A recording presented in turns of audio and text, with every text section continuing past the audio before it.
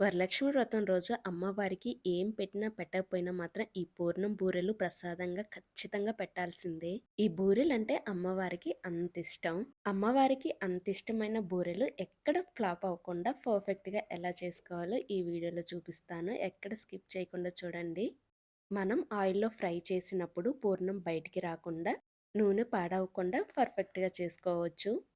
ఇక్కడ కొన్ని టిప్స్ పాటిస్తే చాలు. ఎక్కడ పూర్ణం బూరెలు అనేవి పాడవకుండా, ఎక్కువ నూనె కూడా పీల్చకుండా వస్తాయన్నమాట. సో, ప్రాసెస్‌లోకెళ్ళిపోదాం. ఫస్ట్ ఒక గిన్నె తీసుకొని అందులోకి ఒక కప్పు మినపప్పు యాడ్ చేసుకోవాలి. ఇక్కడ నేనైతే పొట్టుపప్పు తీసుకున్నాను. మీరు నార్మల్‌గా సాదా పప్పైనా తీసుకోవచ్చు. ఒకసారి 2, 3 సార్లు మంచిగా వాష్ చేసుకొని, తర్వాత ఇంకొన్ని వాటర్ వేసుకొని, ఇవి ఒక 3 అవర్స్ మంచిగా నాననివ్వాలి. నెక్స్ట్ ఒక గిన్నె తీసుకొని అందులోకి మినపప్పుకి 3 కప్పులు రైస్ యాడ్ చేసుకొని, అవి కూడా 2 సార్లు మంచిగా వాష్ చేసుకొని, బియ్యం మునిగే వరకు వాటర్ పోసుకొని, ఒక 3 అవర్స్ 2 నానపెట్టుకోండి. 3 అవర్స్ తర్వాత మిక్సీ జార్ తీసుకొని, అందులోకి నానబెట్టుకున్న బియ్యము, మినపప్పు వేసుకొని మెత్తగా గ్రైండ్ చేసుకోవాలి. ఎంత వీలుంటే అంత మెత్తగా గ్రైండ్ చేసుకోండి. గ్రైండ్ చేసుకున్న తర్వాత వేరే గిన్నెలోకి ట్రాన్స్‌ఫర్ చేసుకొని, ఇందులోకి ఒక స్పూన్ పంచదార, ఒక స్పూన్ మైదా కూడా యాడ్ చేసుకొని, ఒకసారి మంచిగా కలుపుకోండి. ఇలా కలుపుకున్న ఈ పిండిని ఓవర్ నైట్ వదిలేసేయండి. లేదంటే ఒక 4 అవర్స్ అయినా నానపెట్టుకోండి. ఇక్కడ మనకు పూర్ణం బూరెలు ఎంత పల్చగా రావాలి, లేదంటే మందంగా రావాలి అనేది ఇక్కడే టెస్ట్ చేసుకోండి. ఒక ఫింగర్‌ని తడి చేసుకొని పిండిలో డిప్ చేస్తే చాలు. అక్కడే తెలిసిపోయిద్దనమాట మీకు పూర్ణం బూరె ఎంత మందంగా వచ్చిద్ది, ఎంత పల్చగా వచ్చిద్ది అని. అలా ఒకసారి చెక్ చేసుకోండి. అలా చెక్ చేసుకున్న తర్వాత ఓవర్ నైట్ గానీ, లేదంటే ఒక 3 అవర్స్ గానీ మంచిగా పిండిని నాననివ్వండి. పిండంతా ఇలా ఫర్మెంట్ అయిన తర్వాత ఒకసారి చెక్ చేసుకోండి. ఒక గిన్నెలో వాటర్ తీసుకొని అందులోకి కొంచెం పిండి యాడ్ చేసుకుంటే అది పైకి తేలాలనమాట. అలా పైకి తేలిందంటే బూరనేది పర్ఫెక్ట్‌గా వచ్చిద్దనమాట. నెక్స్ట్ ఒక గిన్నె తీసుకొని అందులోకి ఒక కప్పు శనగపప్పు యాడ్ చేసుకొని 2, 3 సార్లు మంచిగా వాష్ చేసుకొని, వేడి నీళ్లు పోసుకొని జస్ట్ ఒక 30 మినిట్స్ ఆర్ 40 మినిట్స్ పప్పుని ఆ వేడి నీటిలో నాననివ్వండి. అప్పుడే త్వరగా పప్పు నానిద్దనమాట. లేదంటే మీరు ఒక 3, 4 అవర్స్ నానపెట్టుకోవచ్చు. నేనైతే హాట్ వాటర్‌లో వేశాను. నాకు 30 మినిట్స్ కల్లా మంచిగా నానాయి. నెక్స్ట్ నానిన పప్పుని ఒక కుక్కర్ తీసుకొని అందులోకి యాడ్ చేసుకొని, ఏ కప్పుతో అయితే మనం పప్పు తీసుకున్నామో అదే కప్పుతోటి ఒక అరకప్పు వాటర్ వేసుకొని, ఒక 4, 5 విజిల్స్ రానివ్వాలి కుక్కర్‌కి మూత పెట్టుకొని.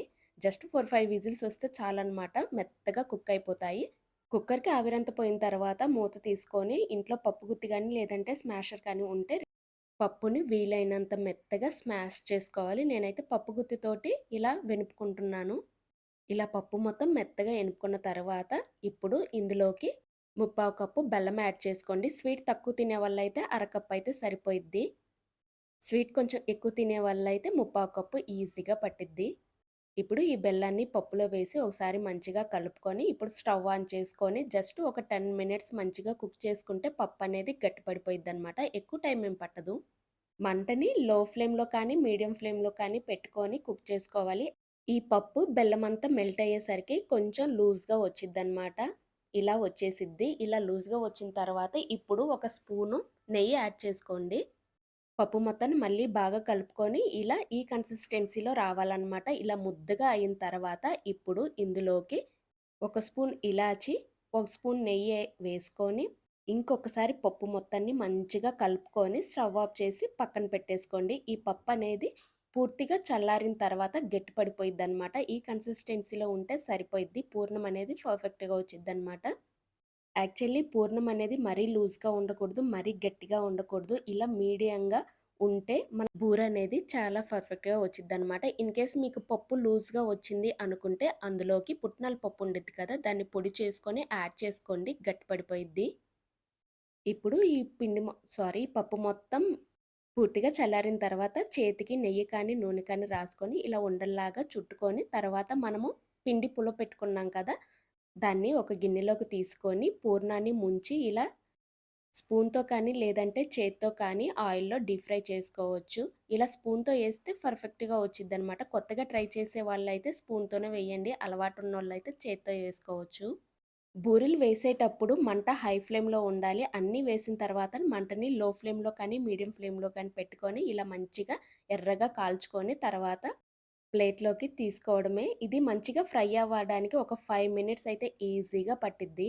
ఇలా ఫ్రై అయిన బూరెల్ని ప్లేట్‌లోకి తీసుకొని పైన నెయ్యి కానీ స్ప్రెడ్ చేసుకొని తిన్నామంటే చాలా బావుండిద్ది. చాలామంది హోల్ పెట్టి దాంట్లో నెయ్యి వేసుకొని తింటారు. బట్ ఇలా ఒక్కసారి ట్రై చేయండి. పైన నెయ్యి స్ప్రెడ్ చేయండి. చాలా బావుండిద్ది. చూసారు కదా! సింపుల్‌గా ఇలా పూర్ణం బూరెలు చేసుకొని ఈ వరలక్ష్మి వ్రతానికి అమ్మవారికి నైవేద్యంగా పెట్టండి. వీడియో గనుక నచ్చితే లైక్ చేయండి, షేర్ చేయండి, అలానే సబ్స్క్రైబ్ చేసుకోండి. Thank you for the watching.